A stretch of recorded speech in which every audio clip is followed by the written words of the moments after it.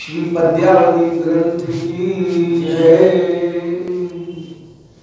श्री निताय गौर हरि बोल।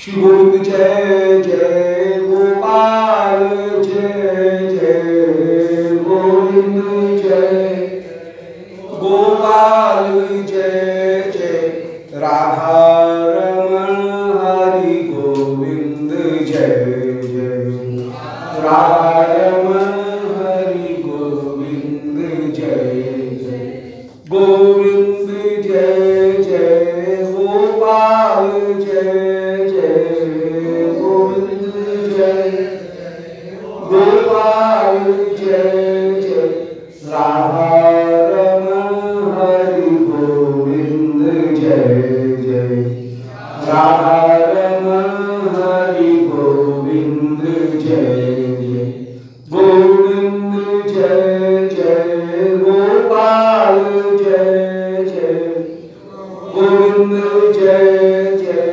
गोपाल जय जय श्री राधा रमण हरि गोविंद जय जय राधा रमण हरि गोविंद जय। वृंदावन बिहारी लाल की जय। ओम नमो भगवते पुराण पुरुषोत्तमाय। ओम जयति पराशर सूनु सत्यवती हृदय नंदनो व्यासो यस्यास्य कमलगल्पं वाग्मय ममतं जगत्प्रेवती विश्वसर्गविसर्गादि नवलक्षण लक्षितं श्री कृष्णाक्षं परमधाम जगद्धाम नमामि तत्। हृदयस्य प्रेरणया प्रवर्तितो हम्बरारूपोऽपि तस्य हरेः पदकमलं वन्दे श्री चैतन्यदेवस्य वन्देऽहं श्रीगुरो श्रीपदकमलं श्रीगुरुं वैष्णवांश्च श्रीरूपं साग्रजातं सहगण रघुनाथान्वितं तं सजीवं साद्वैतं सावधूतं परिजनसहितं श्रीकृष्ण चैतन्यदेवं श्रीराधाकृष्णपादान् सहगण ललिता श्री विशाखान्वितांश्च नारायणं नमस्कृत्य नरं चैव नरोत्तमं देवीं सरस्वतीं व्यासं ततो जयमुदीरये। वाञ्छाकल्पतरुभ्यश्च कृपासिन्धुभ्यैव च पतितानां पावनेभ्यो वैष्णवेभ्यो नमो नमः। हे श्री सनातन प्रभो करुणावराशे हे रूप दुर्गत जनैक दयालु को हे भट्टी सुमते रघुनाथ दासो श्री जीव में कुरुत मते दयांतरा। वृंदावन बिहारी लाल की जय। परम श्री पद्यावली अभियुक्त जनों के दिव्य सिद्धांत में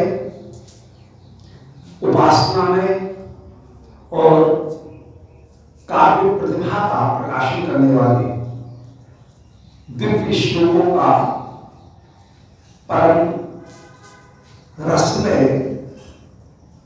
हृदय स्पर्शी संग्रह श्री पद्यावली और उसमें भक्तों की निष्ठा कैसी इसको यहाँ प्रस्तुत कर रहे हैं। विभिन्न कवियों ने जो अपनी निष्ठा प्रकट की और जिस निष्ठा का उपयोग एक साधक अपनी उपासना में कर सकता है, उस मेरी स्थिति कहाँ है, मेरा क्या स्वरूप है, इस स्वरूप को बताने के लिए यहाँ उन श्लोकों का संकलन किया जा रहा है। और उनमें एक श्लोक है श्री यादवेंद्रपुरी के। श्री यादवेंद्रपुरी जी कह रहे हैं अपनी इस रचना में कि रसम प्रशंसन तो कवित्व निष्ठा ब्रह्मामृतम वेद शोर निविष्टा वयं तो गुंजा कलतावतंसम गृहीत वैशन कमित श्रेया बताया कि भाई जो काव्य शास्त्र के पंडित हैं उनका ध्यान काव्य के ऊपर ही है और वे रसम प्रशंसन तो कवित्व निष्ठा, जिस कविता में रस है उसकी भी प्रशंसा करेंगे। उनको इस बात से कोई मतलब नहीं कि वो जो कविता है उसका विषय शीरी फरियाद है कि लैला मजनू है कि दुष्यंत शकुंतला है कि नल दमयंती है, कौन है, इससे उनको कोई मतलब नहीं। उनको कवित्व से मतलब है और कवित्व की दृष्टि से वे उसकी स्तुति करेंगे। परंतु हम जो स्तुति कर रहे हैं वो स्तुति कर रहे हैं केवल उस रस की जिसका विषय श्री प्रियालाल है, जो रसमय ही होकर के विराजमान, अन्यत्र रस नहीं है। अन्यत्र जो रस है वह आज है कल नष्ट होने वाला, वह बेकारी है। परंतु श्री प्रियालाल का, श्री वृंदावन बिहारी जो इनका जो रस है वह ऐसा रस है जो कि चिर स्थायी होकर के रहेगा। इसलिए जहां बाह्य अभ्यंतर करणीयो व्यापारांतर रोधनम स्वकारणादि संश्लेषी चमत्कारी रस स्मृता। रस का तात्पर्य है कि जिसके कारण बाह्य, बाहरी और भीतरी अंतःकरण, बाह्यकरण और अंतःकरण दोनों के व्यापार स्थगित हो जाएं और अपने कारण जिस विषय का वर्णन किया गया उसके साथ में साधक का चित्त पूरी तरह से साधारणीकृत हो जाए, जनरलाइज्ड हो जाए, साधारणीकरण हो जाए। ऐसा स्थायी भाव जब चमत्कार को प्राप्त करता है तो उसका नाम रस है। तो वे केवल ये देख रहे हैं कि कहां स्व पर तटस्थ भाव समाप्त हो रहा है, कहां साधक का जो सामाजिक है, ऑडियंस सामाजिक, उस सामाजिक का चित्त जो नाटक का विभाव है, नाटक के जो वर्ण विषय हैं उनके चित्त के साथ में मिलकर के कब एक हो गया। जब तक किसी भाव का आस्वादन करते समय स्व पर और तटस्थ ये तीन प्रकार के भाव रहेंगे। ये वस्तु है, इसका उपयोग मैं करूं, ये वस्तु है, इसका उपयोग मैं करूं, ये हो गया स्वभाव। ये दूसरे की है, छूना मत, ये परभाव। या तटस्थ चीज पड़ी हुई है, आसन बिछ रहा है, कोई भी आकर के बैठ जाओ, ये तटस्थ भाव। तो जहां पर स्व पर तटस्थ भाव है तब तक व्यक्ति कहीं ना कहीं वासनाओं में पड़ा हुआ है। जहां पैशन है वहां पर इस वस्तु का उपयोग मैं करूं, ये वस्तु उसके उपयोग के लिए है, ये वस्तु किसी के उपयोग के लिए है, परंतु ये मेरी नहीं है, ये मेरा इस वस्तु से कोई संबंध नहीं है, या मेरा ही इस वस्तु से संबंध है। ये विचार यहां पर है, वहां पर कहीं काम होगा, रस नहीं होगा, वो पैशन होगा। दूसरी स्थिति है जहां पर स्वपर और तटस्थ भाव ये मुक्त हो गया। दुष्यंत शकुंतला के जिस समय अभिज्ञान शाकुंतल कवि कालिदास के लिखे हुए नाटक को देख रहे हैं और उनका मंचन रंगमंच के ऊपर देख रहे हैं, वहां पर शकुंतला तत्वतः कोई इतिहास का पात्र नहीं रही। शकुंतला एक नारी मात्र है, दुष्यंत एक पुरुष मात्र है, और क्योंकि वो पुरुष मात्र है इसलिए दुष्यंत के साथ में हम अपने चित्त को मिला करके एक कर सकते हैं। स्व पर तटस्थ भाव से मुक्त होकर के जहां साधारणीकृत होकर के कोई पात्र विराजमान है, उस पात्र के साथ में हम अपने मन को मिला सकते हैं। शकुंतला भी एक ऐतिहासिक पात्र नहीं है। शकुंतला का वर्णन भी इस तरह से किया गया है कि वो एक नारी मात्र है, और नारी मात्र होने के कारण एक पुरुष मात्र जैसे नारी की ओर देखता है, दुष्यंत जैसे शकुंतला के साथ में व्यवहार कर रहा है, दुष्यंत के भाव के साथ में हम अपने भाव को मिला देंगे। इसी तरह से हम अपने भाव को शकुंतला के साथ में भी मिला देंगे। शकुंतला दुष्यंत के किसी वचन को सुनकर के जैसा रिएक्शन कर रही है, जैसी प्रतिक्रिया दे रही है, उसके हृदय में एक सामान्य नारी का जो भाव आ रहा है, उस भाव के साथ में हम चाहे स्त्री हैं या पुरुष हैं, कुछ भी हैं, हम अपने आप को उस पात्र के साथ में भी मिला देंगे। इसको ही काव्य शास्त्र में कहा गया साधारणीकरण। शक्ति अस्ति विभावादि काव्य साधारणीकृतम प्रमाता यदि भेदेनो स्वयं यथा प्रतिपद्यते।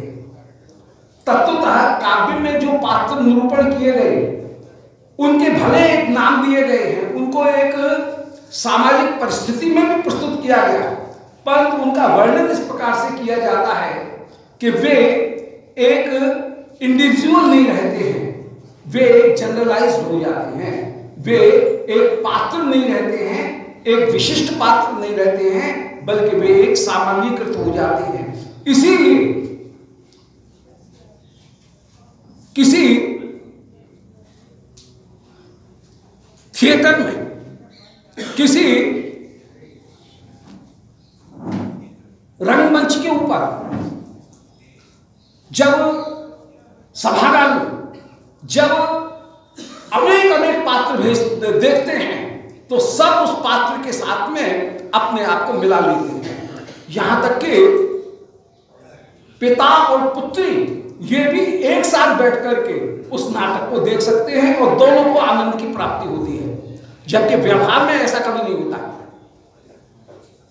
व्यवहार में पिता पुत्री ये बैठ करके उस रस की चर्चा नहीं कर सकते हैं, परंतु सभागार में पिता पुत्री दोनों एक साथ बैठ करके एक नाटक को देखते हैं और उसका आस्वादन करते हैं। क्यों?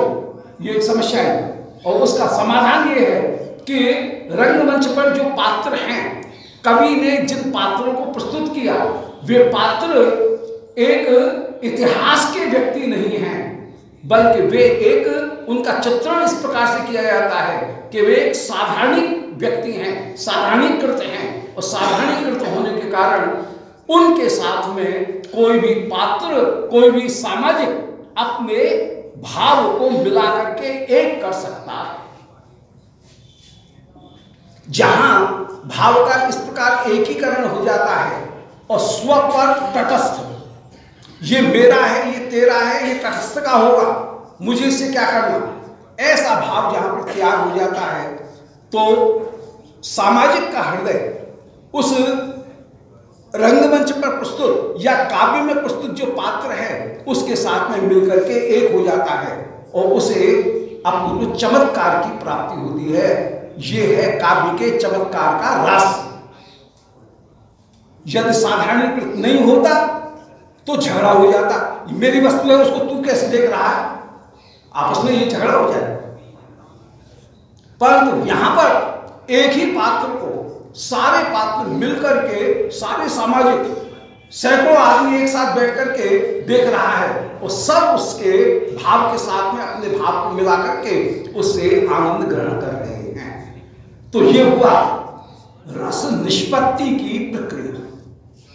रूप गोस्वामी ने भी रस निष्पत्ति की प्रक्रिया यही निरूपण की, हृदय में सोया हुआ कोई भाव है।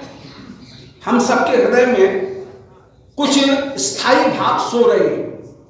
जब हम किसी पात्र को देखते हैं रंगमंच पर, तो सोया हुआ वो भाव कहीं जग जाता है। जगने के बाद में वहां पर जो पात्र का चित्रण किया गया है, वो पात्र का चित्रण एक इतिहास पुरुष के रूप में नहीं किया गया है, बल्कि मानव का जो सामान्य मन है उसका ही चित्रण उस पात्र के माध्यम से किया गया है।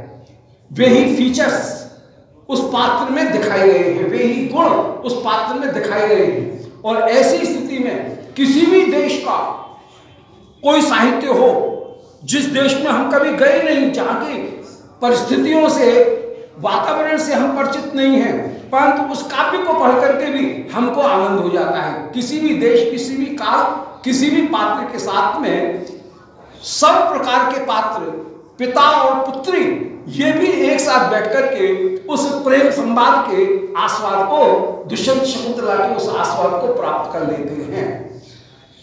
तो कोई कवि कितनी कुशलता के साथ में किसी पात्र को साधारणीकृत कर सकता है, ये उस कवि की स्किल है, कवि की कुशलता है।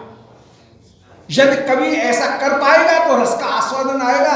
यदि साधारणीकृत करके उस पात्र के साथ में हमको नहीं मिला पाएगा तो हमको आनंद की प्राप्ति नहीं आएगी, वो हमारे लिए अपरिचित बना रहेगा। तो रसम प्रशंसन तो कवित्व निष्ठा, जो कवित्व में लगे हुए हैं उनकी ये क्षमता है कि वे रस की प्रशंसा करें। और यदि किसी पात्र को इस प्रकार से साधारणीकृत करके उस विभाव को प्रस्तुत किया गया है, जिसके साथ में सैकड़ों आदमी अपने मन के भावनाओं को साधारण करके देख सकते हैं, तो उस पात्र के भाव का आस्वादन उनको भी हो जाएगा। एक व्यक्ति जो 2 किलो आलू का थैला लेकर के 4 सीढ़ी नहीं चढ़ सकता है, दमा का मरीज है, और वो जिस समय नाटक देखता है कि हनुमान जी ने एक मुक्का मारा और मेघनाथ वह मूर्छित होकर के गिर गया, तो उसको आनंद आ जाता है। वो भी अपनी कुर्सी के ऊपर, एक बीमार व्यक्ति भी उछल पड़ता है, उसमें जोर आ जाता है। क्यों? वो पात्र के साथ में उसने अपने हृदय को मिला दिया, साधारणीकरण कर दिया, इसलिए उस आस्वाद की उसे प्राप्ति हो गई। तो जो कवित्व शक्ति है, वो कवित्व शक्ति यही है कि मानव के मन का साक्षात्कार करना और उस मन की भावनाओं को इस प्रकार से प्रस्तुत करना कि सभी लोग उस मन की भावना को अपना जैसा समझ लें और उससे आस्वादन प्राप्त करें। मुझ में ये शक्ति नहीं है, नहीं है तो नहीं है भैया, ये ईश्वर की दी हुई शक्ति है, ये कवित्व शक्ति हर एक की सामर्थ्य की बात है नहीं। इसलिए रसम प्रशंसन तो कवित्व निष्ठा, जो कवित्व निष्ठ व्यक्ति हैं वे रस की प्रशंसा करते हैं, तो करने दो, ठीक है। हमें इस रस में नहीं पड़ना, कोई कितना भी सुंदर रस हो, परंतु यदि वह दुष्यंत शकुंतला को लेकर के है, वह यदि शीरी फरियाद को लेकर के है, लैला मजनू को लेकर के है, वह यदि जूलियस सीजर को लेकर के है, यदि वह रस कहीं सोहनी महिवाल को लेकर के है, तो उस रस में हमको नहीं फंसना है। वो रस हमारे किसी काम का नहीं, हमारे लिए जो उपयोगी है, चाहे कितना भी साधारणीकरण कर दिया गया हो, कितना भी प्रभावशाली हो, परंतु उनसे हमको कोई मतलब नहीं है। हमको जो मतलब है वो मतलब है यदि उसमें श्री प्रियालाल की रूप माधुरी का वर्णन किया गया है तो वह हमारे लिए रस है। हमको लौकिक रस नहीं चाहिए, नहीं चाहिए। तो रसम प्रशंसन तो कवित्व निष्ठा। ब्रह्मामृतम वेद शिरो निविष्टा। अब यदि कोई दूसरा व्यक्ति है जो कि ब्रह्मामृत का आस्वादन कर रहा है, ब्रह्मानंद का आस्वादन कर रहा है, और वेद शिरो निविष्टा, वेद का अंतिम भाग जो है वेदांत, वेदांत कहते हैं उपनिषद को। वेद के 4 भाग हैं। पहला भाग है संहिता, संहिता के बाद में दूसरा भाग आता है वो है ब्राह्मण, ब्राह्मण के बाद में तीसरा भाग आता है वेद का, वो कहलाता है आरण्यक, और आरण्यक के बाद में वेद का चौथा भाग आता है, उस चौथे भाग को कहते हैं उपनिषद। तो संहिता, ब्राह्मण, आरण्यक और उपनिषद। उपनिषद क्योंकि वेद का अंतिम भाग है, इसलिए उपनिषदों का ही एक दूसरा नाम है वेदांत। तो वेद शिरो निविष्टा, वेदांत में जो पारंगत हैं वे ब्रह्मामृत का ध्यान करें, क्योंकि ब्रह्म का जो स्वरूप वर्णन किया गया वो उपनिषदों में ही ब्रह्म के स्वरूप का वर्णन किया गया। वेदों में देवताओं की स्तुति है, ब्राह्मणों में प्रमुख रूप से उस देवता की आराधना करने के लिए यज्ञ का विधान है।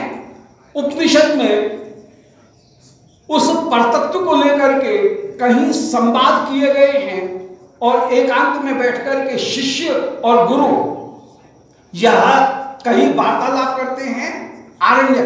अरण्य माने जहां पर बाधा डालने वाला कोई न हो, रण्य माने रण करने वाला, शत्रुता का भाव जहां पर न हो, ऐसे जंगल में बैठ करके जहां कोई विचार किया जाए, ऐसे ग्रंथ का नाम है आरण्यक। और आरण्यकों का ही एक भाग है उपनिषद। उप माने गुरु के पास में बैठ करके, नि माने ब्रह्म के अंश रूप में अपने आप का, सद माने ज्ञान, सद माने बैठना, सद माने काटना, सद माने ज्ञान, सद के तीन अर्थ। गुरु के पास में बैठ करके कोई ज्ञान लेना, सत का तात्पर्य है अज्ञान को काटना, और सत का तात्पर्य है कि जहां जो बाधक वस्तु है उस वस्तु को कहीं प्राप्त कर, उसका निराश करके जो उपास्य वस्तु है उस ज्ञान को प्राप्त करना। सद माने अज्ञान को काटना, ज्ञान को प्राप्त करना, और सद माने गुरु के पास में, और गुरु के पास से फिर ब्रह्म के पास में पहुंच करके विराजमान होना। ये तीन वस्तुओं को जो प्राप्त कराए, संसार से हटा करके गुरु के पास से, गुरु के माध्यम से ब्रह्म के पास में बैठाए, उसका नाम है उपनिषद। जो अज्ञान को काटे उसका नाम है उपनिषद। जो पर तत्व का ज्ञान कराए उसका नाम है उपनिषद। तो ब्रह्मामृतम वेद शिरो निविष्टा, जो वेदांत को, उपनिषदों के तत्व को जानते हैं, वे ब्रह्म अमृत का भले ही आस्वादन करते रहे। हमें इससे कोई चिंता की बात नहीं है, क्योंकि हमको ब्रह्म के साथ में सायुज्य होना ही नहीं है, हमको तो ब्रह्म की सेवा करनी है। सायुज्य होने पर हम सेवा नहीं कर पाएंगे, इसलिए हमको ब्रह्म सायुज्य मोक्ष के लिए चिंता करने की जरूरत नहीं है। हमको तो सेवा करने की चिंता करनी है कि हमको सेवा श्री प्रियालाल की किसी तरह से मिलेगी। ब्रह्म को जो परिच्छेद सामान्य इन दो गुणों से सर्वथा मुक्त हो, उसका नाम है ब्रह्म। परिच्छेद सामान्यात्यंता भाववत ब्रह्म। परिच्छेद का मतलब है जो किसी देश काल की सीमा से बंधा हुआ न हो, टाइम और प्लेस इनकी लिमिटेशंस जिसमें नहीं है, तो वो हो गया परिच्छेद से अभाव। जितनी भी वस्तुएं या तो किसी एक स्थान पर होंगी या किसी एक समय पर होंगी, परंतु जो तत्व न काल की सीमा में बधा है न स्थान की सीमा पर बधा है, वो हो गया परिच्छेद रहित।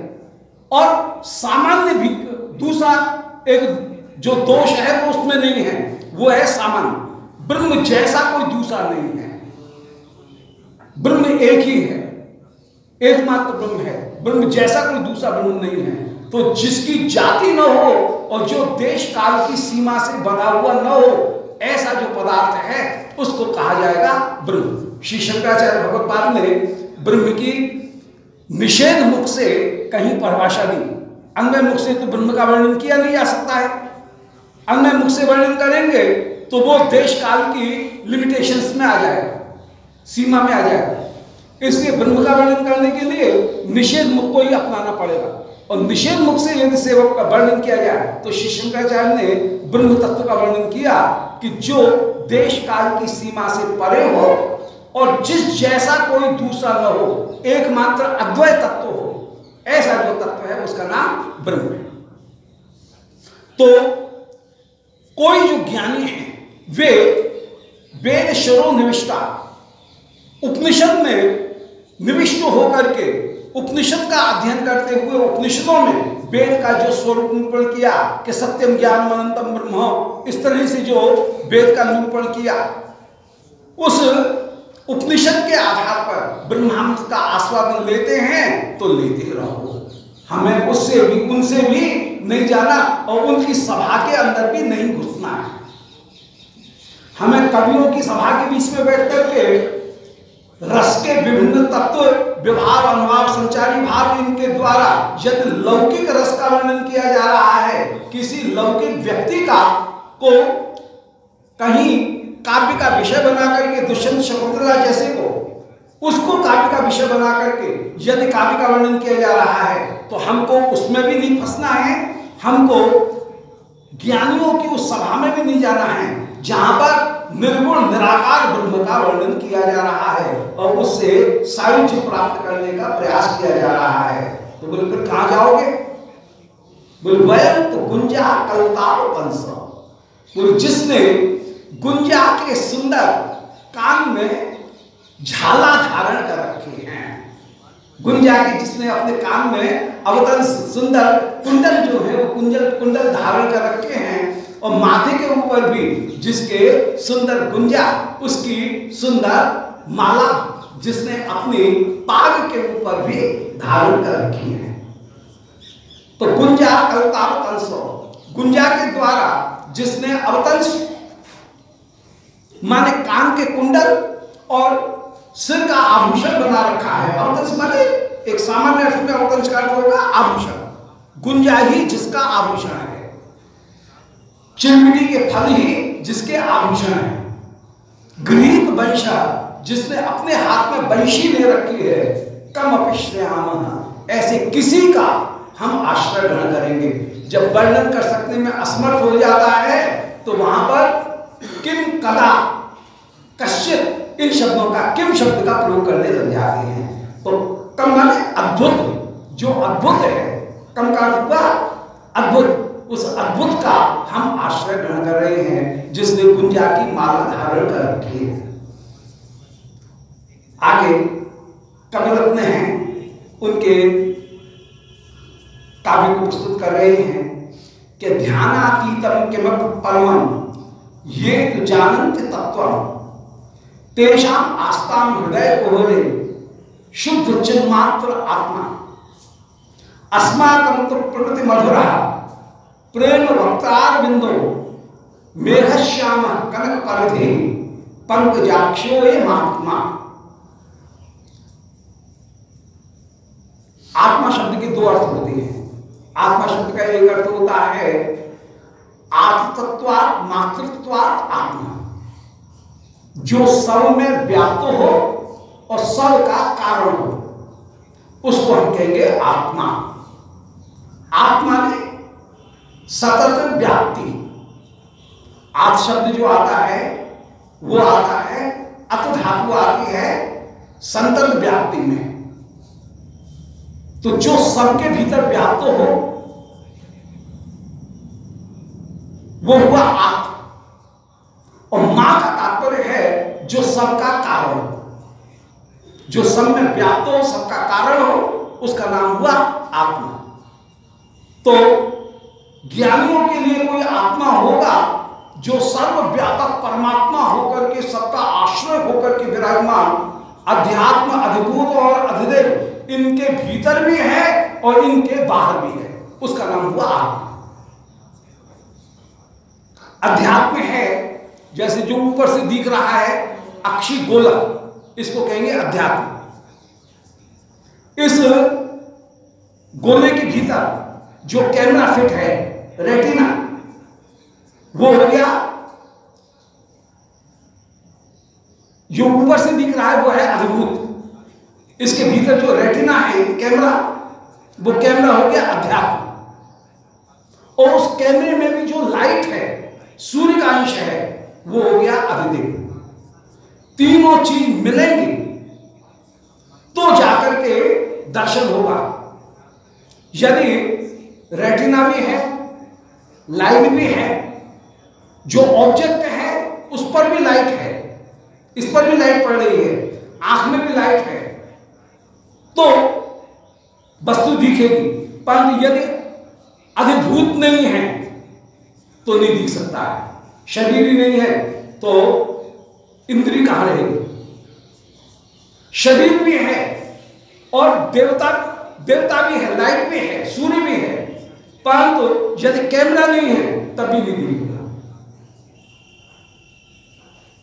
तो अध्यात्मिक भी होना चाहिए, अद्भुत भी होना चाहिए, और दोनों चीज हैं। परंतु किसी की आंख उसमें लाइट नहीं है, भीतर आंख में ही लाइट नहीं है, रेटिना में ही लाइट नहीं है, तब भी नहीं दिखेगा। तो सूर्य भी चाहिए, इंद्रिय भी चाहिए और शरीर भी चाहिए। स्थूल शरीर भी चाहिए, इंद्रिय भी चाहिए और देवता भी चाहिए। तीनों चीज हैं तो वस्तु दिखेगी। श्री प्रभु इन तीनों में विद्यमान है, व्याप्त होकर के विराजमान, और इनके बाहर भी विद्यमान है। श्री निज गोलोक धाम में, निज निकुंज में, श्री मंदिर में वे अलग से भी विद्यमान है। तो सब अध्यात्म, अद्भुत और अधिदेव इनमें भी विद्यमान है, और इनके बाहर भी जो होकर के विद्यमान है। ऐसा जो पदार्थ है, सतत व्याप्ति होकर के जिसकी स्थिति है, सतत व्याप्त होकर के जिसकी स्थिति है, ऐसे पदार्थ को हम आत्मा कहेंगे। तो यहां पर कह रहे हैं कि यदि कोई ऐसा व्यक्ति है, ज्ञानी है, कि ध्यानातीतम किमपि परमम ये तो जानंत तत्वम, ध्यान से भी परे होकर के जो पर तत्व है उसको यदि कोई जानता है तो जानने दो भैया। तुम कहते हो कि ध्यान से अति, क्योंकि ब्रह्म का जब वर्णन करने के लिए जाएंगे तो ब्रह्म वाणी और मन इन दोनों से परे हो जाएगा। इसका तात्पर्य ये नहीं है कि रसकों ने जो ब्रह्म का वर्णन किया, वेद ने जो ब्रह्म का वर्णन किया, वो दोनों वर्णन गलत है, ऐसा नहीं कह सकते हैं। वे वर्णन भी सही है। इसको एक दृष्टांत से समझाया जा सकता है कि एक व्यक्ति बड़ा ताकतवर था, उसके पास में बहुत समय भी था, जिसके पास में समय भी है, ताकत भी है, और ऐसा व्यक्ति सुमेर पर्वत की परिक्रमा देने के लिए चला। तो ठीक है, चल दिया, और उसके पास में जितना समय और जितनी ताकत थी, उस ताकत से सुमेर पर्वत की परिक्रमा दी। पर मानो परिक्रमा देते हुए परिक्रमा पूरी नहीं हुई। कुछ दूर ही चला सुमेर पर्वत का, उसने जो 2%, 3%, 5% उसने परिक्रमा दे ली, अभी पूरी परिक्रमा नहीं दी है। अंत में हार करके बैठ गया। अब उससे यदि कोई पूछे कि क्या तुमने सुमेर पर्वत को देख लिया, तो उसका उत्तर क्या होगा? नेति नेति, मैंने नहीं देखा। ऐसे ही ब्रह्म की परिक्रमा करने के लिए यदि वेद जाते हैं तो वेद भगवान भी कहते हैं नेति नेति, मैंने उसका दर्शन नहीं किया। यदि कोई दूसरा व्यक्ति जाता है, वो वेद भगवान का वो वर्णन करता है, तो वर्णन कर रहा है, उसने जितना देखा वो गलत नहीं है, परंतु वो भी कहेगा नेति नेति, मैंने सुमेर ही शास्त्र कह देते हैं कि वह परतत्व वाणी से परे है, मेरी वाणी उसका वर्णन नहीं कर सकती, और मेरा मन भी वहां पहुंच करके उसने कुछ हिस्से को देखा, जितना देखा उतना मैंने वर्णन किया, परंतु मन भी उसका संपूर्ण वर्णन नहीं कर सकता है। ऐसा कहकर के नेति नेति कहकर के वाणी और मन दोनों उस पर तत्व से लौट करके चले आते हैं, इसलिए उसका नाम नेति नेति है। नेति का तात्पर्य यह नहीं है कि उसमें गुण नहीं।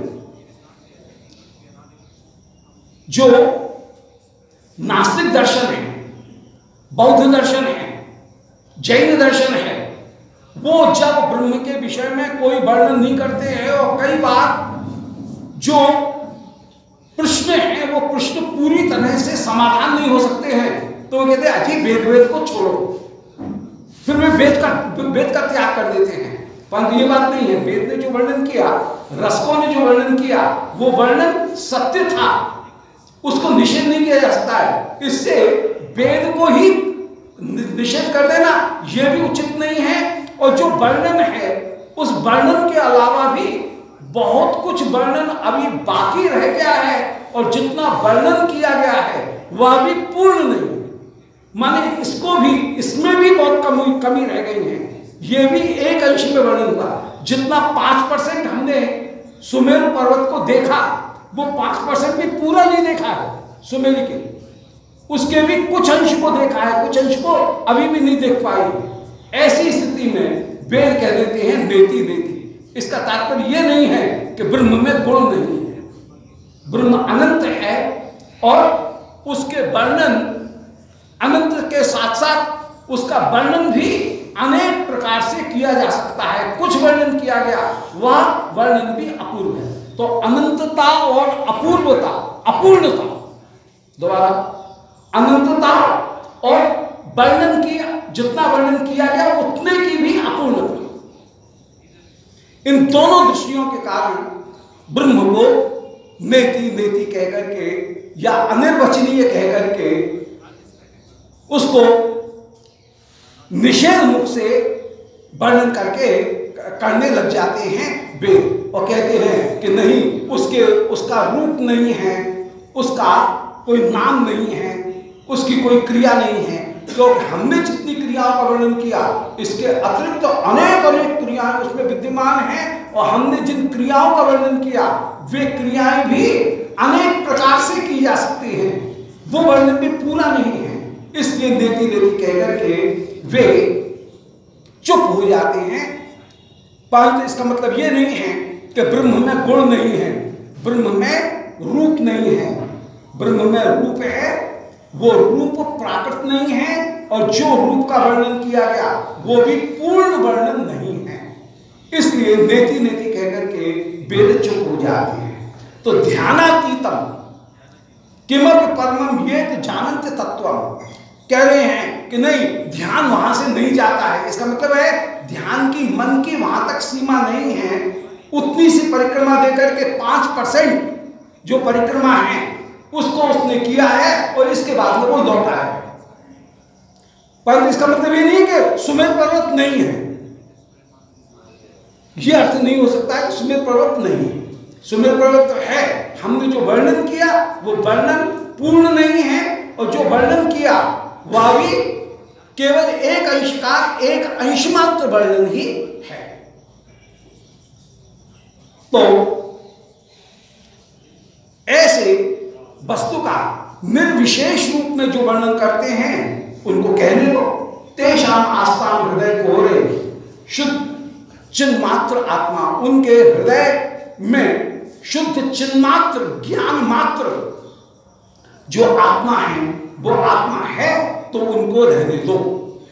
चिन्ह मात्र का तात्पर्य है, जहां पर कहा जाता है कि ब्रह्म चिन्ह मात्र है, सन मात्र है, आनंद मात्र है। मात्र शब्द का तात्पर्य है आनंद ही उसका स्वरूप है। मात्र माने स्वरूप। ज्ञान मात्र कहने का मतलब है ज्ञान ही उसका शरीर है, ज्ञान उसका स्वरूप है। यहां मात्र कहने का तात्पर्य है कि कोई अलग से वस्तु उसका शरीर नहीं बना रही है। जैसे आत्मा अलग है और शरीर जो बना हुआ है ये अलग वस्तु से बना है, ये बना है पंचमहाभूत से, और आत्मा सच्चित आनंद अंश होकर के विराजमान है। तो आत्मा है सच्चित आनंद की एक बहुत छोटी सी किरण स्थानीय होकर के, रश्मि स्थानीय होकर के आत्मा है। जबकि शरीर बना है वह बहिरंगा शक्ति के द्वारा बना है, और आत्मा का शरीर के साथ में संयोग संबंध है। जबकि श्री कृष्ण उनका उनके शरीर के साथ में संयोग संबंध नहीं है। मां के गर्भ में जब प्रकृति के नियम के द्वारा कहीं कोई पिंड बना होगा मांस का, उसमें महीने 2 महीने बाद किसी चेतन पदार्थ का जब संयोग हुआ होगा और उसमें चेतनता जब आई होगी, तब पिंड के साथ में चेतन का कहीं संयोग संबंध सामने दिखा। तो जगत में गर्भ में चेतन और अचेतन इनका संयोग संबंध दिखता है। तो हमारे जो शरीर बने हैं वे चेतन और अचेतन इनके संयोग से बने हैं। जबकि भगवान का जो शरीर है श्री कृष्णचंद्र का, वह संयोग संबंध से नहीं बना है। वो जो शरीर है वह सत ही उनका शरीर है। चित माने ज्ञान ही उनका शरीर है, आनंद ही उनका शरीर है। इसलिए भगवान को कह दिया गया सन्मात्र, चिन्मात्र, आनंद मात्र। एक शब्द में कह दिया चिन्मय होकर के वे विराजमान हैं। चित कहने पर सच्चित आनंद, ये तीनों आ गए और इनसे ही उनका शरीर बना हुआ है। तो तेषाम आस्ताम हृदय कोरे शुद्ध चिन्मात्र आत्मा। जो ज्ञानी हैं वे ब्रह्म जो शुद्ध चिन्मात्र सन्मात्र आनंद मात्र शरीर वाला होकर के विराजमान है। शरीर के साथ में जहां संयोग संबंध नहीं है, जहां आनंद ही विराजमान है, ब्रह्म आनंद रूप ही है, ब्रह्म ज्ञान रूप ही है, ब्रह्म सत्ता रूप ही है। ऐसा ब्रह्म, उसका कोई ज्ञानी ध्यान कर रहा है तो कर लो, हमें उससे भी कुछ लेना देना नहीं है। तेषाम आस्ताम हृदय कोरे शुद्ध चिन्मात्र। शुद्ध का तात्पर्य है माया के विकार से जो युक्त नहीं है और जिसमें जायते अस्ति वर्धते विपरणते अपक्षीयते और विनश्यते, ये 6 विकार नहीं है। संसार की जितनी भी वस्तुएं हैं उनमें 6 विकार है। सबसे पहले आया जायते, जन्म हुआ, फिर दूसरा आया अस्ति, उसका अस्तित्व हुआ, फिर तीसरा आया वर्धते, वो बढ़ा, फिर चौथा आया विपरिणमते, उसके रूप में परिवर्तन आया, विपरिणाम आया, रूप एकदम बदल गया, और फिर अपक्षीयते, उस रूप में भी कहीं डिटोरेशन शुरू हुआ, क्षय शुरू हुआ, और अंत में विनश्यते, वो मर गया। तो संसार की जितनी भी वस्तु हैं ये 6 भाव विकारों से युक्त हैं, ट्रांसफॉर्मेशन से युक्त हैं, परंतु जो परतत्व है वो परतत्व 6 भाव विकारों से युक्त नहीं है। ऐसा शुद्ध माने सदा रहने वाला, माया के संपर्क से, गुणों के संपर्क के, गुणों की उच्चावचता के कारण तमोगुण आया तो घटने लगा और सत्वगुण आया तो बढ़ने लगा। 3 स्टेजेस में बढ़ा और फिर 3 स्टेजेस में वो घटते हुए नष्ट हो गया। ये जो स्वरूप है ये स्वरूप ब्रह्म में नहीं है। ऐसा शुद्ध चिन्ह मात्र, चित्त ही जिसका स्वरूप है, ज्ञानी जिसका स्वरूप है, ऐसा आत्मा आत्मतत्वात् और मातृत्वात्, जो सबकी आत्मा और सबका कारण होकर के विराजमान है, ऐसा आत्मा यदि कहीं है, ज्ञानी यदि कोई करते हैं तो भैया उन ज्ञानियों को प्रणाम है, करते रहो भैया, तुम आत्मचिंतन करते रहो, हमें तुमसे कोई प्रयोजन नहीं।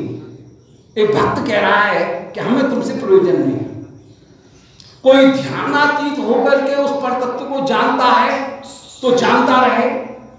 यदि कोई शुद्ध चिन्मात्र आत्मा किसी के हृदय में स्फूर्ति में आ रहा है, परमात्मा का वो हृदय में दर्शन कर रहा है, तो भैया करते रहो। अस्माकं तु, हमारा जो लक्ष्य है वो क्या है? हमारा लक्ष्य श्री प्रियालाल की सेवा करना है। भाई जिस देश जाना ही नहीं, उस देश के विषय में ये पूछना क्या कि अच्छा अमुक फ्लाइट कितने में जाती है, उसका किराया क्या है, और उस एयरवेज से जाएंगे तो उसका किराया कितना है, और उस एयरवेज से जाते हैं तो कितनी देर में वो पहुंचती है। जिस देश में जाना ही नहीं है उसके टाइम टेबल को रखने से क्या होगा?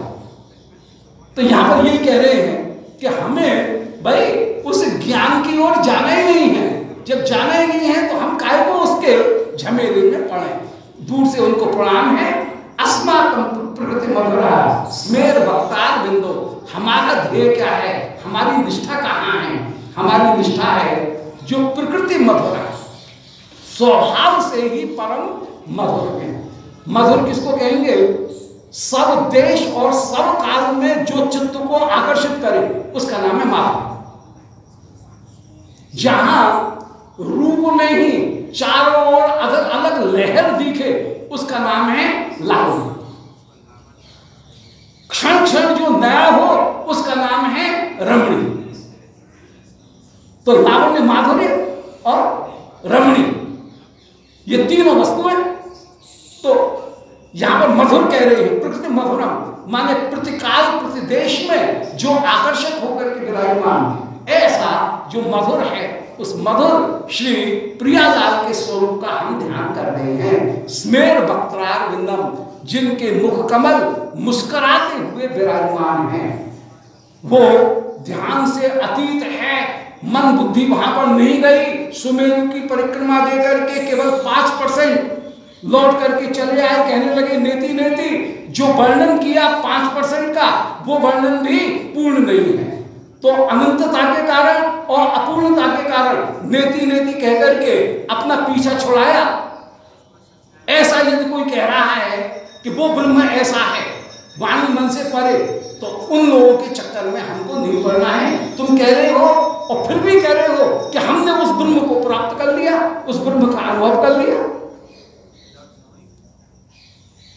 तो ये अनुभव कैसे हुआ, उसकी प्रक्रिया को हमको नहीं समझना है। तत्वतः तुमने ब्रह्म को अपने मन से नहीं देखा, बल्कि अपने मन को ब्रह्म में मिला हुआ। ये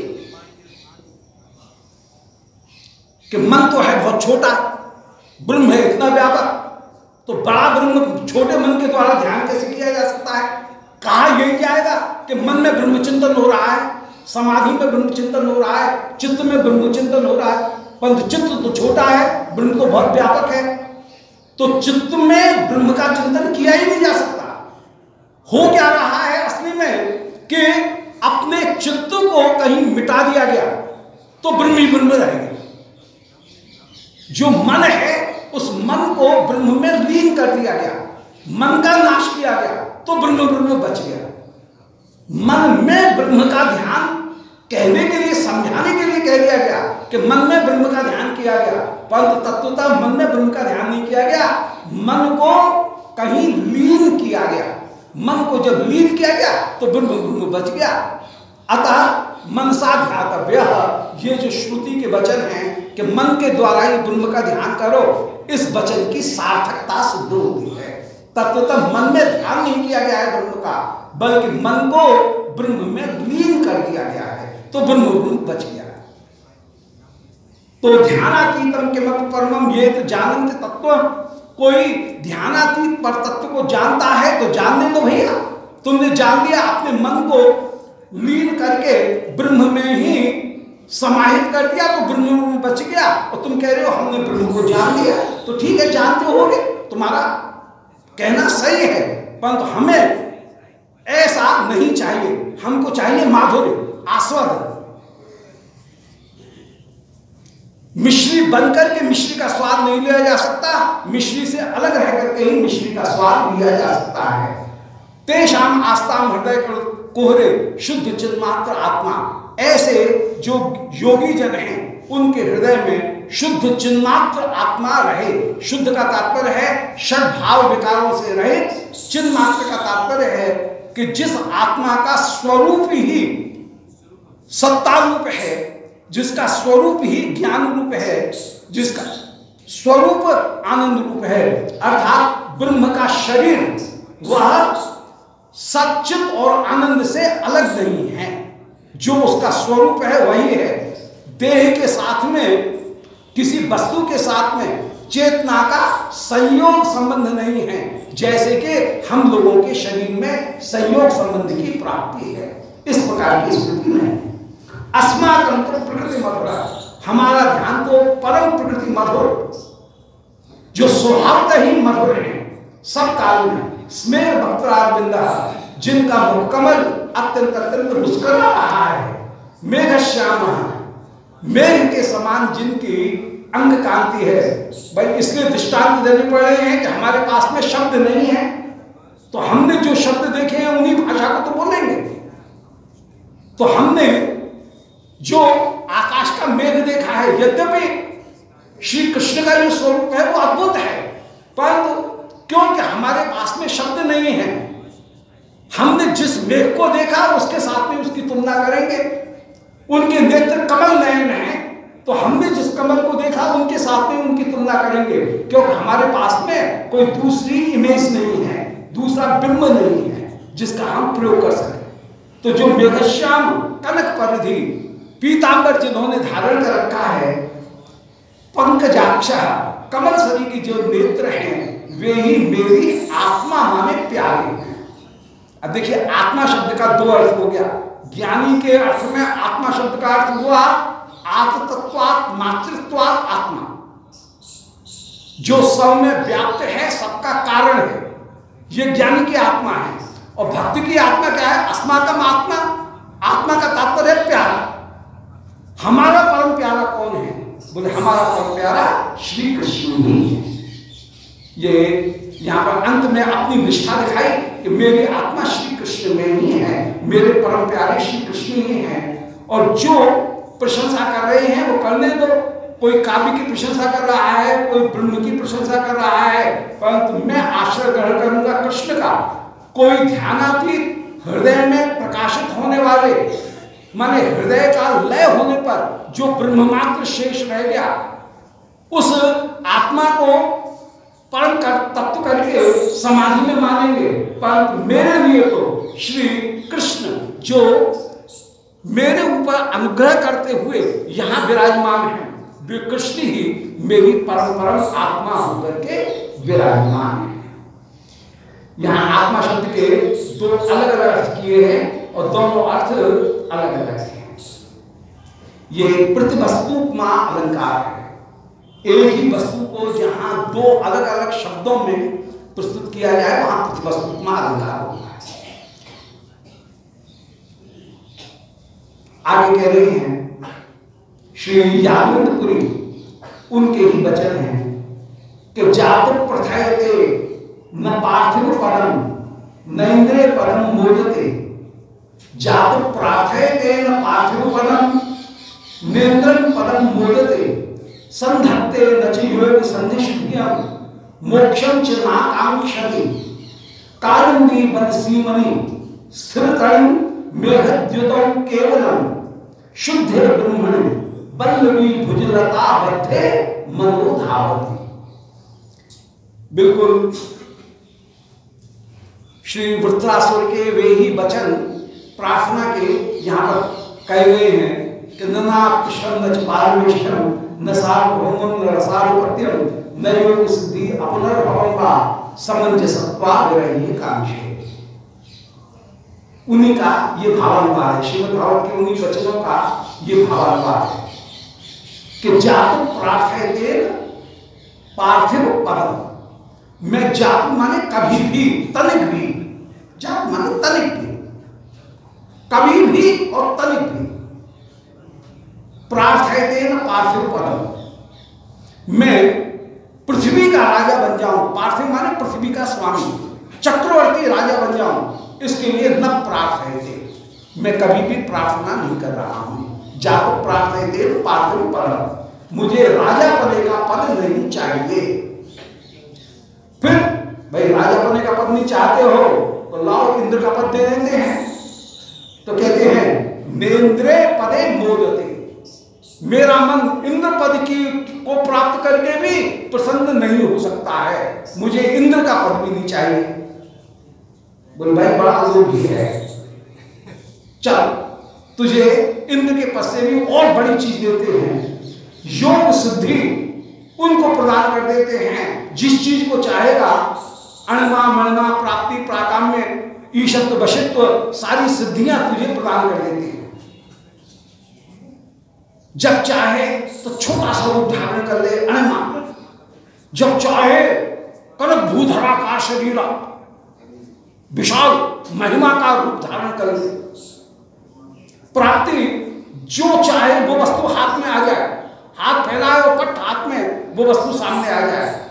अणिमा महिमा प्राप्ति प्राकाम्य, इच्छा के अनुसार अपना रूप बदल ले, ये सिद्धि तुझे दे रहा है। ईशत्व तो सबके ऊपर शासन कर सके, वशित्व किसी दूसरे के मन की बात को जान करके उसको अपने वश में कर सके, सारी सिद्धियां तुझे दे। लघिमा, कहीं एक क्षण में कूद करके दूसरी के पहुंच जाए, प्रकाश की जो गति है उससे भी ज्यादा तेरी गति हो जाए, ध्वनि की गति से भी ज्यादा तेरी गति हो जाए, लघिमा हो जाए। परंतु यहां पर कह रहे हैं कि नच योग सिद्धेशु, योग की जो 8 सिद्धियां हैं, अणिमा, लघिमा, महिमा, प्राप्ति, प्राकाम्य, लघिमा, प्राप्ति, प्राकाम्य, ईशत्व, वशत्व और यथा काम अवसायित्व, जैसा स्वरूप धारण करे यथा काम वैसा ही कहीं परिणति होकर के विराजमान हो जाए, ऐसे जो अनेक अनेक रूपों को धारण कर सके, ऐसे रूप की सिद्धि तुझे प्राप्त हो जाए। बोले नहीं, संधत्ते नच योगीशु धिया, योग सिद्धि में भी मेरी बुद्धि नहीं लगी रही है। मोक्षम च न कांक्षति, तुझे मोक्ष प्रदान करने, जहां से अनावृत्ति शब्दात लौट करके कभी नहीं आएगा, आनंद में कूदने लग जाए और फिर दीपसा का 2-2 बार प्रयोग कर लगे, अनावृत्ति शब्दात, आहा लौट करके नहीं आऊंगा, ये आनंद में दीपसा का प्रयोग हो रहा है अंतिम ब्रह्म सूत्र में, जहां पर अपूर्ण रूप से कहीं ब्रह्म में लीन होकर के स्थित हो जाए, सारे गुणों को प्राप्त करके विराजमान हो जाए, विभुता आदि जो गुण हैं, अपरिच्छिन्नता आदि गुण, उनको प्राप्त करके विराजमान हो जाए। बोले मोक्षम च न कांक्षति, मैं मोक्ष को भी नहीं चाहता हूं। तो फिर चाहते क्या हो? बोले कालिंदी वन सीमनी, श्री यमुना के वन की सीमा में स्थिर तड़िन मेघद्युतम, जहां कोई बिजली तो स्थिर होकर के विराजमान हो गई और कोई बादल वो भी स्थिर होकर के विराजमान, और वो बिजली बादल से लिपटी हुई है। ऐसी जो स्थिर जगह तड़िन मेघद्युतम, जो स्थिर बिजली वो कहीं बादल के साथ में मिली हुई विराजमान है, ऐसी जो शोभा है उस शोभा का मैं दर्शन करना चाहता हूं। यहां पर महिमा ये है कि यदि राधा नाम का उच्चारण करेंगे तो कृष्ण अपने आप आ जाएंगे, क्योंकि राधिका बिजली बादल के बिना रह नहीं सकती है, बिजली बादल के बीच में ही रहेगी। तो श्री श्याम राधिका का नाम का उच्चारण करने पर, राधिका शरणागति ग्रहण करने पर श्री कृष्ण की प्राप्ति अपने आप हो जाएगी। राधिका कृष्ण के बिना है ही नहीं, परंतु महाशय जी अकेले रह सकते हैं। नृसिंह वराह किसी रूप में वे अकेले भी रह सकते हैं, कृष्ण की स्थिति अकेली है, परंतु जो राधिका है उन राधिका की स्थिति कृष्ण के बिना नहीं है। तो राधिका कहने पर युगल की आराधना अपने आप हो जाएगी, जबकि कृष्ण कहने पर ध्यान करना पड़ेगा कि उनकी पूर्णता श्री प्रिया जी के साथ में ही है। इसलिए श्री श्रीमद् भागवती संहिता में 2 दृष्टांत दिए। एक दृष्टांत दिया कि जैसे स्वर्ण मणि के बीच में कोई मरकत मणि की शोभा हो रही है,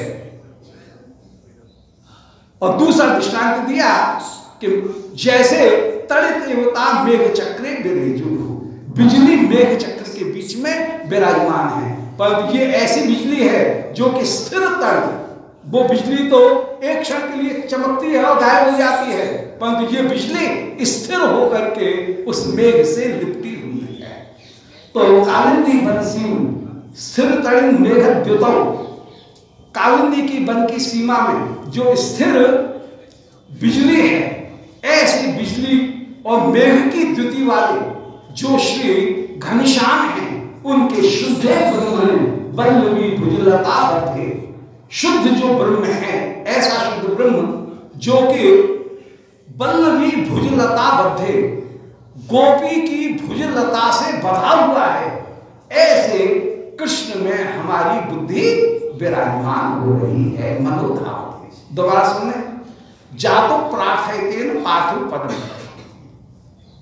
मैं कभी, जातु माने कभी भी, तनिक मात्र भी, पार्थिव पद माने चक्रवर्ती राज्य को नहीं चाहता हूं, उसकी प्रार्थना नहीं कर रहा हूं।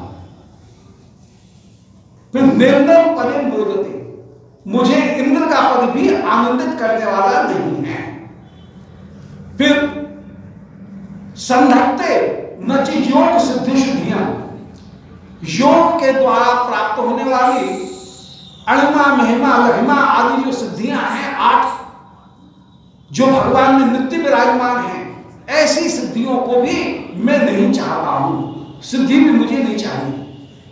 संधत्ते माने उनका ध्यान नहीं कर रहा हूं, योग सिद्धि सिद्धियां अपनी बुद्धि को उन योग सिद्धियों में संधान नहीं कर रहा हूं, वहां पर केंद्रित नहीं कर रहा हूं कि मुझे वो सिद्धियां मिल जाए।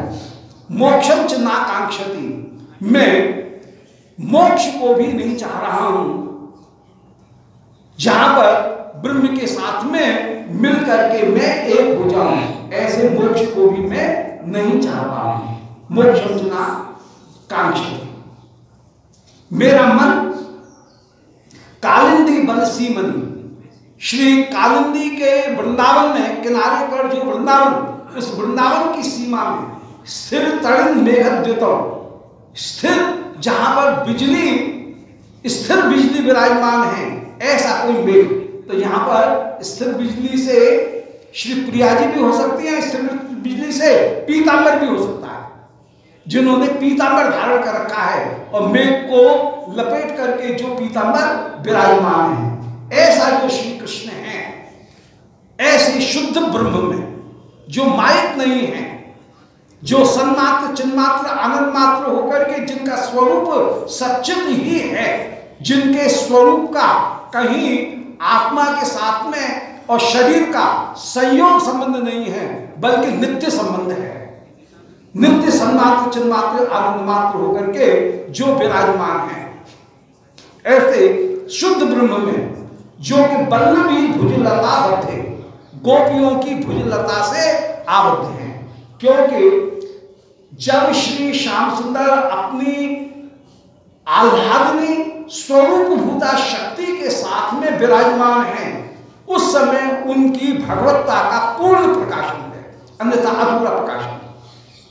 इसीलिए कहा माधुर्य भगवत्ता सार ब्रजे कई प्रचार, ताहा शुक व्यासे नंदन स्थाने स्थाने भागवते बढ़िया जगाए यह शून्य माते भक्त। माधुर्य का सार भगवत्ता है, और भगवत्ता का है जब प्रियाओं के साथ में वे परिपूर्ण रूप से विराजमान हैं, तब उनके चतुर्धा माधुर्य, रूप माधुर्य, वेणु माधुर्य, लीला माधुर्य और प्रेमी परकर का माधुर्य, ये चारों माधुर्य परिपूर्ण रूप से प्रकाशित होंगे। इसलिए शुद्ध ब्रह्म जो कि बल्लभी भुजलता से, गोपी की भुजलता से आबद्ध है, वहां पर मेरा मन जा रहा है। अब आगे कह रहे हैं कि हे संध्यावंदन भद्र मस्त भवते, आपको आपका कल्याण हो चाहे हो जाए, विराज दूर। हमको इस नित्य नैमित्य कर्मों में नहीं पड़ना है। तो संध्यावंदन भद्र मस्त भवते, हे संध्यावंदन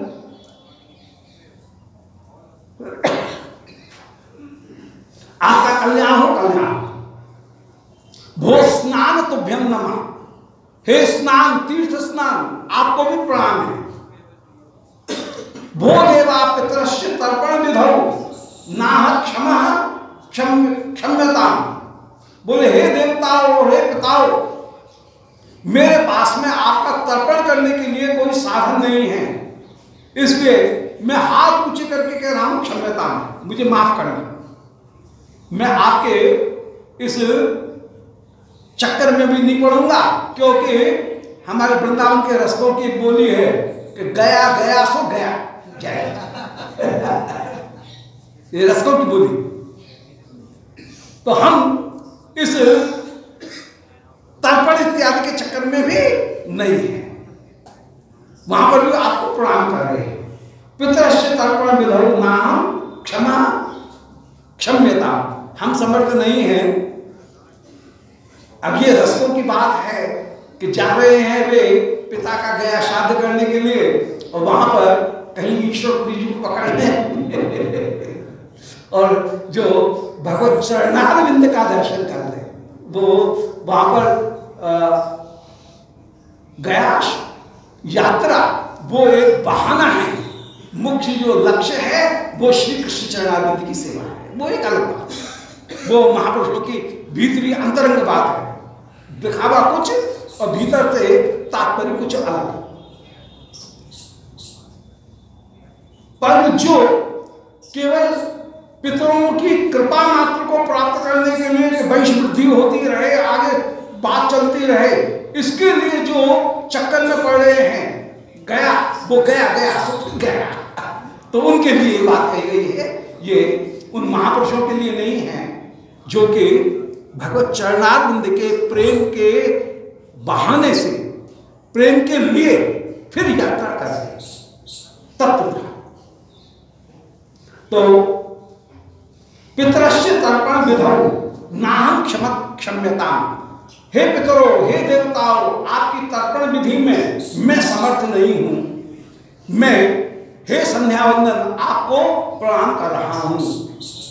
संध्या के 5 अंग हैं। संध्या का एक अंग है, वह है अघमर्षण, आचमन के द्वारा भीतर की शुद्धि, फिर जल लेकर के सूंघ करके कहीं अघमर्षण किया जा रहा है, पाप की निवृत्ति की जा रही है, प्रोक्षण के द्वारा पाप की निवृत्ति की जा रही है। फिर संध्या का दूसरा जो अंग है, वो अंग है सूर्य को अर्घ्य प्रदान किया, तो अर्घ्य ये दूसरी विधि हुई। फिर तीसरी विधि वो है जप, गायत्री का जप, ये संध्या का तीसरा अंग। फिर चौथी विधि सूर्य भगवान को, वरुण को कहीं उपस्थान प्रदान किया जा रहा है, इमं में वर्ण श्रुति अवम, सूर्य का उपस्थान किया जा रहा है, उपस्थान। और 5वीं विधि है नमन। इन 5 क्रियाओं का जो सम्मिश्रण है, इनका जो समवाय है, उस समवाय का नाम संध्या वंदन। इसलिए संध्या वंदन ये दोनों मिलकर के आते हैं, वंदन संध्या का ही एक अंग है। तो हे संध्या वंदन आपकी जय हो, हे स्नान तीर्थ स्नान आपको भी प्रणाम है, हे देवता पितरों मैं आपकी आराधना करने में समर्थ नहीं हूं, मैं आपको प्रणाम कर रहा हूं, मुझे क्षमा करें। यत्र क्वापि निषद्य यादव कुलो तंतस्य कंसर द्विषा स्मारं स्मारमर्हं हराम तदलम मन्ये में। मैं तो ये चाहता हूं, बस इतना काम कर सकता हूं कि यत्र क्वापि निषद्य, कि जहां भी जगह मिल जाए, केवल 2 हाथ की, उस 2 हाथ की जगह में बैठ करके चुपचाप, यत्र क्वापि निषद्य, एकांत में कहीं भी, निषद्य माने बैठ करके, यादव कुल तंसम, जो यादव कुल में उत्तंस मुकुटमणि होकर के जो विराजमान है, और कंस द्विषा, कंस के साथ में जो द्वेष करने वाले हैं, कंस को मारने वाले, उन श्री कृष्ण का स्मारम स्मारम अहम हराम, उनका स्मरण मात्र कर लूंगा, उससे ही मेरे सारे पाप दूर हो जाएंगे। कहीं भी किसी एक कोने में बैठ करके श्री यादव कुलों के उत्तम स्वरूप कंस के द्वेषी उन श्री कृष्ण का स्मारम स्मारम माने पुनः पुनः स्मरण करके, स्मारम स्मारम ये पुनः पुनः स्मरण करके, अहम हरामी मैं अपने जितने भी अघ हैं उनको दूर कर लूंगा। अघ का तात्पर्य है ऐसे पाप जिनको भोगे बिना जो दूर न हो, उनका नाम है अघ। प्रायश्चित के द्वारा जिन पापों की निवृत्ति हो जाती है उनका नाम है पाप, परंतु भोगने से ही जिनकी निवृत्ति होगी उनका नाम है अघ। परंतु कृष्ण स्मरण करने पर ऐसे जो अघ हैं, और माने नहीं घर माने हनन जिनका, ऐसे जो पाप हैं वे पाप भी दूर हो जाएंगे। स्मारम स्मारम अहम हराम, मैं अपने सारे अघों को भी दूर कर दूंगा। केवल पापों को दूर नहीं, केवल दोषों को दूर नहीं, बल्कि जो अघ भोगने से ही जाते हैं ऐसे पापों को भी दूर कर दूंगा। तद अलम, मैं इतने में ही अलम, इतने में ही परम संतुष्ट हूं, परम समर्थ हो गया पापों को दूर करने में। इतने में ही तद अलम, इतने में ही मैं परिपूर्ण हूं। मंदे के मंदेन में, मुझे अन्य किसी वस्तु की अब आवश्यकता क्या है। तो तद अलम मंदे, इसको मैं पर्याप्त करके मानता हूं। अलम का तात्पर्य है पर्याप्त। अलम मल्लो मलदायो, एक मल्ल दूसरे मल्ल के लिए पर्याप्त है, तो चतुर्थी विभक्ति का प्रयोग हुआ। अलम मल्लो मलदायो, एक मल्ल दूसरे मल्ल के लिए पर्याप्त। ऐसे यहां पर कहते हैं अलम मंदे, मैं बस इस भजन के द्वारा ही अलम मंदे मैं पर्याप्त मानूंगा, संतुष्ट होकर के विराजमान हो जाऊंगा। तो हे संध्या वंदन आपको प्रणाम है, स्नान आपको प्रणाम है। हे देव, हे पिता, मैं आपकी सेवा करने में समर्थ नहीं हूं। मैं तो जहां कहीं बैठ करके यादव कुल के शिरोभूषण रूप कंस के द्वेषी उन श्री हरि का बार बार स्मरण करके अपने सारे अघों को उसी प्रकार दूर कर लूंगा जिन अघों को किसी प्रायश्चित के द्वारा, स्नान के द्वारा, संध्या वंदन के द्वारा जिनको दूर नहीं किया जा सकता है। तद अलम मंदे, मैं तो इस स्मरण को ही पर्याप्त समर्थ मानता हूं। अलम मंदे के मंदिर में मुझे अन्य किसी साधन की अब आवश्यकता नहीं है। अतिशयोक्ति अलंकार जहां पर अन्य वस्तुओं का निषेध करके, उपमानों का निषेध करके किसी एक वस्तु की महिमा का स्थापन किया जाए बिना कारण बताए, वहां पर अतिशयोक्ति होता है। कारण बताकर के किसी की निंदा की जाएगी, अपनी श्रेष्ठता दिखाई जाएगी, वहां पर व्यतिरेक अलंकार होगा। तो अतिशयोक्ति और व्यतिरेक में अंतर यही है कि जहां बिना कारण के जो प्रस्तुत है उसकी श्रेष्ठता बताई जाए, वहां पर होगा अतिशयोक्ति। जहां कारण सहित प्रस्तुत की श्रेष्ठता बताई जाए, वहां पर होगा व्यतिरेक। अब आगे कह रहे हैं कि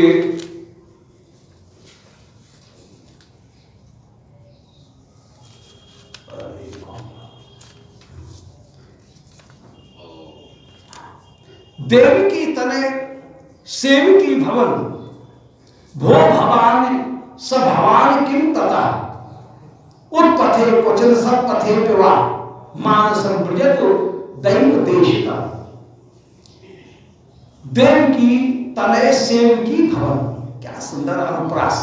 देवकी सेवकी अनुप्रास, अनुप्रास का बड़ा सुंदर प्रयोग है। तो देवकी तनय सेवकी भवन, देवकी के जो पुत्र हैं, यशोदा के जो पुत्र, देवकी शब्द का अर्थ पहले भी बताए हैं, देवकी माने यशोदा। द्वे नामी नंद जाया यहाँ यशोदा देवकी तथा, यशोदा जी के ही दो नाम हैं, एक यशोदा और एक देवकी। इसलिए ब्रजलीला में कहीं भी देवकी नंदन आता है तो उसका अर्थ यशोदा नंदनी है। देवकी जठरभूत राजा, जैसे युगल गीत में गोपियां कह रही हैं, वहां पर देवकी शब्द का अर्थ यशोदा नंदनी है। तो देवकी तनय सेवकी भवन, देवकी के पुत्र का सेवक होते हुए, तो सेवकी भवन, जो सेवक नहीं है उसको सेवक बना लिया जाए, चुई प्रत्यय लगा करके सेवकी भवन, माने देवकी के पुत्र का ही मैं सेवक हो गया। यो भवान स भवान किम ततः, फिर मेरा जो होगा तो होने दो। आज यशोदा नंदन का मैं सेवक हो गया हूं, ये बात यदि स्वीकृत हो जाए तो फिर मेरे साथ में जो होता है होने दो, परवाह नहीं, मैं तो बस ये ही बनूंगा, उस देवकी नंदन का ही सेवक बनूंगा। यो भवानी स भवानी किम ततः, जो होना, कोई यदि मेरी जो भी निंदा करना हो, स्तुति करना हो, जो होना है हो जाने दो, मैं तो उनका सेवक बन गया, मुझे इसकी कोई परवाह नहीं। उत्पथे क्वचन सब पथे विवाह। अब श्री गोविंद का मार्ग बनकर, सेवक बनकर के यदि कोई ये कहे कि ये तो उत्पथ पर जा रहा है, पहले कैसा सुंदर त्रिकाल संध्या करता था, कैसे वर्णाश्रम धर्म का पालन करता था, अब ये गोविंद का सेवक बनकर के जगह जगह माधुकरी करते हुए डोलता है, न किसी की जात का ठिकाना, न किसी की पात का ठिकाना, सबके यहां से अन्न ग्रहण कर लेता है, बस नाम करता है और अपने देवता ऋषि पिता सारे ऋणों को छोड़ छोड़ करके कैसा भ्रष्ट हुआ है, कैसा उत्पत्त में जा रहा है। ऐसे लोग मेरी खूब निंदा करेंगे कि बाबा जी बन गया, ये तो किसी काम का नहीं रहा। अब इसके पिता बेचारे भूखे मरेंगे, प्यासे तड़प रहे होंगे, उनको कोई दो चुल्लू पानी देने वाला नहीं है, ये तो अब बाबा जी बन गया। अब उनको कौन संभालेगा? घर में क्या दशा हो रही है? पुत्र होकर के ये किया, जिस माँ ने इतना कष्ट पाया उस माँ को छोड़ करके चला गया, बाबा जी बन गया। तो जगत निंदा खूब करेगा, परंतु कह रहे हैं कि यो भवान सब भवान किम ततः, जो होना है हो जाने तो कोई चिंता नहीं इसकी। मैंने तो निर्णय कर लिया कि मैं गोविंद का ही सेवक बनूंगा। उत्पथे क्वचन सब पथे दवा, कोई कहेगा ये उत्पथ पे चला गया, अपने कर्तव्य से मुंह छिपा करके, कर्तव्य से बच करके उत्पथ पर चला गया, कोई कहेगा सत्पथ पे चला गया। जो कहे तो कहने दो। मानसम ब्रजतो दैव देशितम, अब तो मेरे दैव श्री राधा कृष्ण हैं, उनके द्वारा प्रेरित होकर के मेरा मन जहां जा रहा है वहां जा रहा है। अब मुग्धम माम निगदंत नीत निपुणा, जो गुणा भाग में, जो बाकी गुणा भाग में चतुर हैं, नीति निपुण हैं, वे लोग अपने जोड़ बाकी लगा करके मुझे कहेंगे कि मुग्धम माम निगदंतु, कैसा मूर्ख निकला, लाभ की बात छोड़ करके और बाबा जी बन गया है। मुग्धम माम, बड़ा मूर्ख है, अच्छा खासा इतना घर का व्यापार था, ऐसी सुंदर खेती थी, सबको छोड़ करके और कहा अब माधुरी करता हुआ डोल रहा है, तो बड़ा मुग्ध निकला। घर में क्या कोई कमी थी? अब एक एक चीज के लिए कहीं ना कहीं कष्ट पाना पड़ता होगा इसे। तो मुग्धम माम निगदंत नीति निपुणा, जो नीति निपुण है उनकी दृष्टि में मैं मुग्ध हूं, मूर्ख हूं। और भ्रांतर मुहुर वैदिका, जो वैदिक हैं वे कहेंगे कि हाय हाय वर्णाश्रम धर्म से चुप, न ब्राह्मण पना निभा रहा है, न क्षत्रिय, न वैश्य, न शूद्र, कोई भी आश्रम निभा रहा है, न ये वर्ण का कोई पालन कर रहा है। अच्युत गोत्री बस हो गया, अपने आप को बस अच्युत गोत्री कह रहा है, ये भ्रांत है। वेद मार्ग का, वर्णाश्रम धर्म का भी इसने त्याग कर दिया, किसी काम का नहीं, सब जगह से च्युत हो गया, नाम रख रहा है अच्युत। तो ये बस अच्युत गोत्री है, तो भ्रांत मोह, ये भ्रांत है, ऐसा वैदिक लोग कहेंगे। मंदम बांधव संचय, जितने भी बंधु बांधव हैं वे कहेंगे कि ये बुद्धि नहीं चलती थी इसलिए छोड़ के भाग गया, किसी काम का नहीं था, कंपटीशन बहुत है संसार में, कंपटीशन में टिका नहीं इसलिए घर छोड़ करके भाग गया। मंदम, ये मंद बुद्धि है, ऐसा बांधव संचया, बंधु बांधव कानाफूसी करेंगे। जड़ भी मुक्ता दरा सोदरा, और सगे भाई भी सोदरा, सगे भाई बहन, एक पेट के लोटे हुए वे भाई बहन भी मुक्ता दरा, आदर छोड़ करके कहेंगे जड़धियम, ये तो जड़ बुद्धि है, मूर्ख है, किसी काम का नहीं, चला गया पढ़े, छुट्टी है, इसका हिस्सा हमको मिल जाएगा। तो जड़धियम मुक्तादरा सोदरा, जो सोदर हैं सहोदर, वे जड़धी कह करके, मूर्ख बुद्धि कह करके, भाई हमने तो नहीं निकला, अपने आप चला गया, काम चला गया, बस ऐसा कह करके अपने आप को बचा लिया।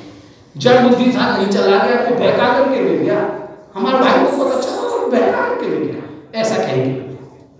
उन्मत्तम धनिना, धनी लोग कहेंगे पागल हो गया था इसलिए चला गया, उसकी बुद्धि में किसी ने कुछ धतूरा बतूरा खिला दिया, उन्मत्त हो गया इसलिए घर से चला गया। विवेक चतुरा काम महादाम्भिका, और जो विवेक में चतुर है वे विवेक चतुर ये कहेंगे कि महादाम्भिका, वो बड़ा भारी अभिमानी था, अभिमान में घर छोड़ करके चला गया। देखो ये उसने सम्मान को बड़ा किया और सम्मान को किसी ने उसको जरा सा एक दिन फटकार दिया, जरा सा डांट दिया, बस इतने में ही गुस्सा होकर के चला गया, घर छोड़ करके चला गया। तो ऐसे विवेक नहीं रखना चाहिए, ऐसा नहीं करना चाहिए, उसको जाना नहीं चाहिए था। अरे घर में 4 बर्तन हैं तो कभी खटकते भी हैं, क्यों घर छोड़ करके कहाँ चला गया। तो विवेक चतुरा काम महादाम्भ का, जो विवेक चतुर में कहेंगे महादाम्भिक था इसलिए गलती कर बैठा। मोह तुम न क्षमते मना मनो, जो बकते हैं तो बकने दो, परंतु मैं मोह तुम न क्षमते, मैं नहीं छोड़ सकता हूं गोविंद पाद स्पृहाम, श्री गोविंद के चरणारविंद की स्पृहा को मैं कभी भी नहीं छोड़ सकता हूं, ये मेरी निष्ठा है। बोलो गोविंद जय जय गोपाल जय, श्री राधा रमण हरि गोविंद जय, श्री राधा रमण हरि गोविंद जय, निताय गौर हरि। सभी कृपालुओं को